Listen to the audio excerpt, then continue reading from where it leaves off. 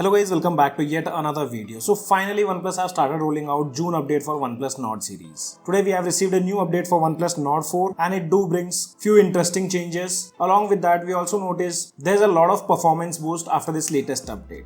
So in this video we'll talk about everything, but before moving ahead guys, if you find the content useful to you guys, then make sure to smash the like button and also consider subscribing. So here I have my OnePlus Nord 4 and I've already updated this device to the latest build of OxygenOS 15. So if you go to about section, tapping on software update, here you can see the current version is 15.0.0.1001. So mostly next update which will be rolling out for OnePlus Nord 4 will be 15.0.1. And if you guys haven't received the update, you need to tap on these three dots, go to the beta program, and here you should see the release candidate version. Directly in the software update section, it might take few more days to come, but if you want to update immediately, that can be done from here. And the security patch version is 1st June 2025. You can see the update size was quite massive, which was 1.21 GB. And it do bring some changes related to interconnection, applications and some enhancement related to system. First, let me talk about some of the features which they haven't mentioned in the changelogs. And the first one is related to widgets. So now if you are into the shelf, tapping on this plus icon, we do have support of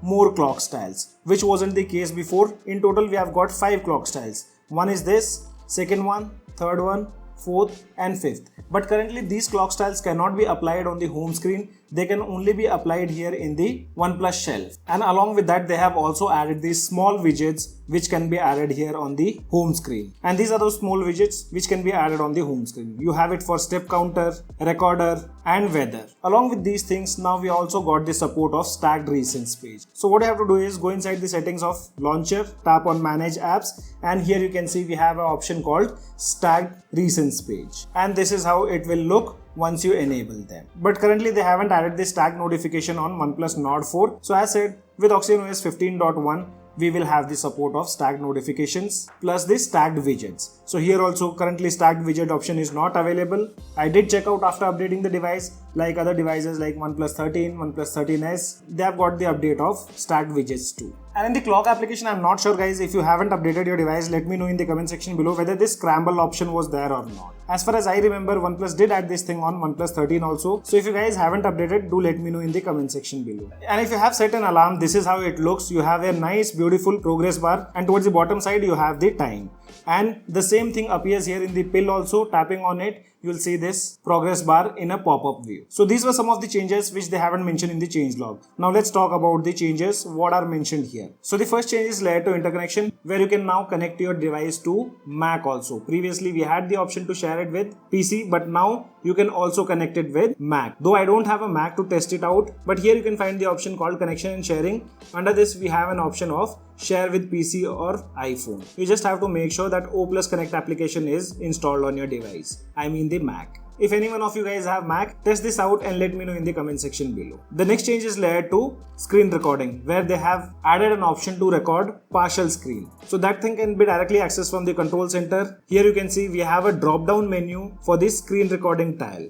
Tapping on it, you get two options. One is partial screen recording and the second one is full screen recording. So if you want to record a partial screen, just tap on it and select the area which you want to record. And we don't have any kind of restrictions to select the partial screen. You can highlight the particular area which you want to record. You get these two options once you select the area. One is the tick mark, tapping on it, the recording will start, and one is the close option. So this is another thing what they have added. And after that, under system, they have done some enhancement. One of them is related to floating windows. Here they say they have enhanced the gesture recognition for closing floating windows, and they have also improved the shadow effect. And so yes guys, this thing we had also noticed in the past with other OnePlus smartphones, and now the shadows have been improved a lot. So I'll select this application, tap on floating windows, and if I open up any white background, you'll be able to see beautiful shadows now, which wasn't the case previously, and due to which we do have a proper background separation between foreground and background. And now the closing gesture have also been improved. And after that, another improvement what I noticed, and that's in the fingerprint unlock, that they have also mentioned in the changelogs.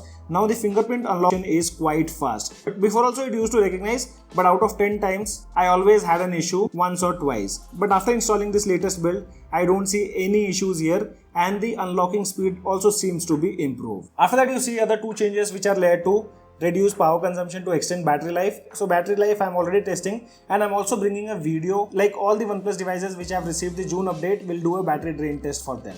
And similar way, whenever we get the next month update, I mean July or August, we'll again do the battery drain so that you guys will have a better idea like which month update had the best battery backup. And after that they have integrated June security patch. Now let's talk about the benchmark results and compare it with the previous builds. So here I have Geekbenchmark application going to history. You can see improvements in the latest update, both in terms of single core and multi-core. Let me also talk about CPU throttling test. So here you can see CPU maximum throttle 90% this time after this latest update.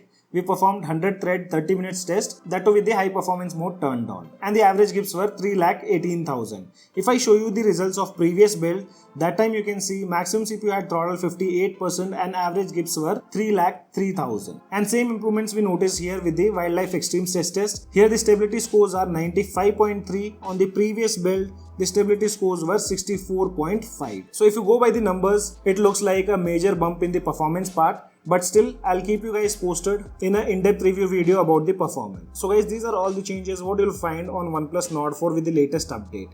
If you guys have any kind of questions, drop them in the comment section below. This is your friend Ashok signing out. See you guys in the next video.